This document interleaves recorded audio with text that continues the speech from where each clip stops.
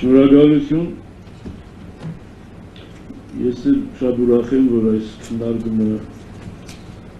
լինում է մանավանդ իրավաբանների և իրավագետների մասնակցությամբ։ Ես իմ խոսքը կսկսեմ մի փոքրիկ պատմական էքսկուրսով 1987 թվականի աշնանը ուրեմն Խորհրդային Միության առողջապահության նախարար Չազովը այցելեց Մայրաթոր Սուրբ Էջմիածին և իրեն ուղեկցում էր Խորհրդային Հայաստանի վարչապետը։ Ես այն ժամանակ Պարս Սարգսակ վեհարանում աշխատում էի, ծառայում էի և ներկա եղա այդ ընդունելությանը Վազգեն վեհապարի կողմից իբրև զուտ Սարգսակ, որ պետք է ինչ-որ հանձնարարություններ կատարի։ Եվ իմ առաջին շփումն էր դա ընդհանրապես Խորհրդային Հայաստանի բարձրաստիճան ղեկավարության հետ։ Եվ ես ուղղակի շշմեցի այն վերաբերմունքից, որ ցուցաբերեց Խորհրդային Հայաստանի կոմունիստ վարչապետ Ֆադեյ Սարգսյանը, որ տիական խոնարհումով, թեև տարիքային էլ մեծ տարբերություն, շատ մեծ տարբերություն չէ, որ տիական խոնարհումով, ամենայն հարգանքով, բոլոր այդ բոլշևիկյան գաղափարախոսությունը մի կողմ դրած և հարգելով այն հանգամանքը և այն ինստիտուտը, որ ներկայացնում էր Վազգեն վեհապարը։ Եվ դրանից հետո էր մնացած բոլոր վարչապետների հանդիպմանը երևի թե ներկա եղել եմ ամենայն հայոց կաթողիկոսների հետ և կարող եմ վստահաբար ասել, որ բոլորի մոտ եղել է այդ պատկառանքի և խոնարհության զգացումը։ Ինչը որ անպայմանորեն պետք չէ մեկնաբանել անձնական գետնի վրա, այլ որ պետականության հասկացողությունը և պետական ինստիտուտի մոտեցումը կրոնական ինստիտուտի նկատմամբ այդ բոլոր մարդկանց մոտ խորապես նստած էր և խորապես կայացած էր։ Եվ Խորհրդային Հայաստանում նույնիսկ պետական ինստիտուտները շատ ավելի կարևորում էին, գոնե 70-ական, 80-ական թվականների շատ ավելի կարևորում էին եկեղեցու դերը և նշանակությունը, քան այսօրվա, այսպես ասած, անկախ Հայաստանի իշխանությունը։ Եվ սա է մեր մեծագույն ցավը, իբրև հոգևորական, որ անկախ Հայաստանի պայմաններում մենք պետք է վերադառնանք 1920-ական, 30-ական թվականների ժամանակներ, երբ որ մասսայական հարձակումներ էին տեղի ունենում հայ եկեղեցու և հայ եկեղեցականության նկատմամբ, ինչը որ կարող է թուլացնել եկեղեցին, բայց ավելի ողբերգական հետևանքներ է ունենալու պետության և պետականության վրա։ Եվ ես այնքան մտահոգված չեմ այդ հարձակումներից իբրև եկեղեցական, որքան մտահոգված եմ այդ հարձակումներից իբրև Հայաստանի Հանրապետության լիիրավ քաղաքացի։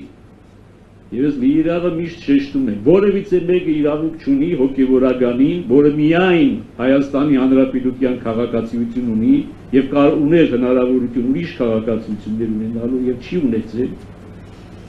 մնացել է միայն Հայաստանի Հանրապետության քաղաքացի,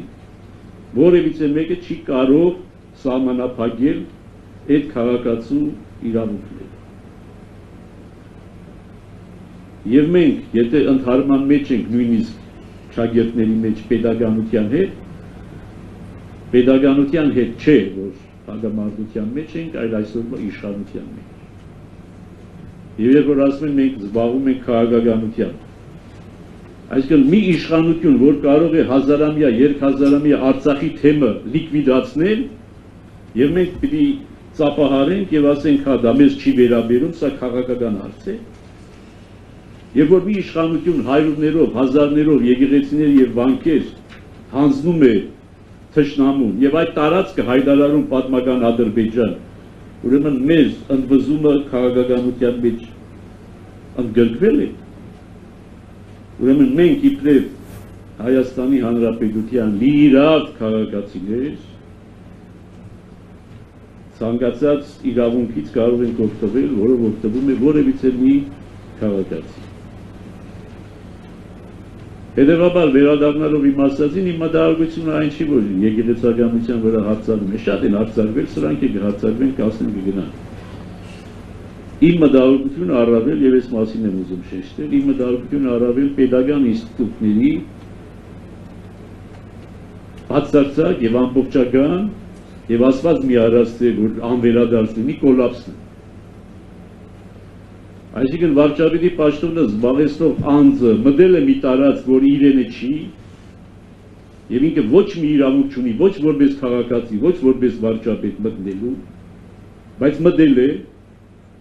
եւ պետական ինստիտուտները իրեն չեն ասում, թե այս բանը մի արա։ Այսինքն չկա ազգային անվտանգության ծառայություն, որ ասի գիտես ինչ,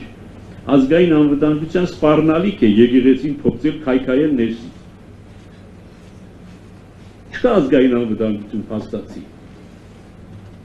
որ չի սովորեցնում այսօրվա իշխանությանը, թե ինչպես պետք է մոդենալ եկեղեցին։ Չկան ուժային կառույցներ, որոնք ասեն, որ արտարադատության նախարարություն, որոնք ասեն, որ գիտես ինչ, դու օրենք ես խախտում, սահմանադրությունն ես խախտում, իրավական նորմերն ես խախտում, մտնում ես մի տարած, որտեղ իրավունք չունես մտնելու։ Ոչ միայն պետություն եկեղեցի հարաբերությունների կոնտեքստում, այլ նաև մարդու անձնական կյանքի հետ կապված։ Ոչ մեկը եւ ոչ մի անձնավորություն Հայաստանի Հանրապետության մեջ մարդկանց անձնական կյանքից այնքան գաղտնիքների եւ գիտելիքների չի տիրապետում, որքան որևիցե մի հոգեվորական։ Չի կարող որևիցե մեկը հոգեվորականի չափ գաղտնիքների տիրապետել։ Ուրիշների կյանքի վերաբերող, ոչ թե սեփական, ուրիշների կյանքի վերաբերող։ Բայց ոչ մի հոգեվորական դա չի օգտագործում իբրև շանտաժի միջոց։ Երբեք չի սպառնում որևիցե մեկին հրաբարակելու համար որևիցե մի գաղտնիք, որը նույնիսկ խոստովանության ճանապարհով չի ստացել, ուղղակի մարդը մոտեցել է, խորհուրդ է հարցրել, ասել է, դա խոստովանություն չէ դեռ։ Որևիցե մի հոգեվորական շանտաժի չի ենթարկվում։ Իսկ այս մարդը պետական շանտաժով է զբաղված, եւ ուրեմն արտարադատության նախարարությունը չի ասում, թե պարոն, այս օրենք ես խախտում, հանցագործություն ես կատարում։ Քննչական կոմիտեները քրեական գործեր չեն հարուցում։ Առաջին տիկին համարվողը մանկապղծության մեղադրանք է ներկայացնում, անորոշ, անդեմ, հայ եկեղեցու հոգեվորականների նկատմամբ եւ քրեական գործ չի հարուցված։ Եվ քրեական գործ չի հարուցվում։ Առողջապահության նախարարությունը չի տեսնում, որ առաջին անձը, որը զբաղեցնում է դատորը, հոգեգան լուրջ խնդիրներ ունի։ Այսինքն ոչ մի ինստիտուտ չի աշխատում այս երկրում, ոչ մի կառավարական, ոչ մի պետական ինստիտուտ չի աշխատում։ Հետևաբար իմ մտահոգությունը, սա ասեմ եւ վերջացնեմ, երևի ժամանակը այո լրանում։ Պետական ինստիտուտների լիակատար կոլապսն։ Որովհետև եթե պետական ինստիտուտները աշխատում են, վարչապետը չի կարող իրեն պահել այսպես։ Ոչ էլ առաջին տիկին կոչվածը, որ առաջին տիկին չի կարող իրեն պահել այսպես անպատասխանատու։ Որովհետև այդ պետական մարմինները պետք է զսպեն։ Դրա համար գոյություն ունի, որպեսզի զսպեն։ Եվ հետևաբար ես ավարտելով ասեմ, որ շատ ուրախ եմ, որ այստեղ իրավաբաններ, հաստաբաններ, իրավագետներ են հավաքված, ովքեր պետք է այս ձայնը բարձրացնեն, որ ոնց կարող է պետական ինստիտուտները, որոնք կոչված են այդ հարցերով զբաղվելու, այդ հարցերով չեն զբաղվում եւ լիակատար թողել են բախտի քմահաճույքին, թե տեսնենք, թե ամեն առավոտ ինչ-որ մի հոգեգան լուրջ խնդիրներ ունեցող անձ ինչ կգրի եւ ամբողջ ազգը կզբաղվի այդ գերազանցությամբ։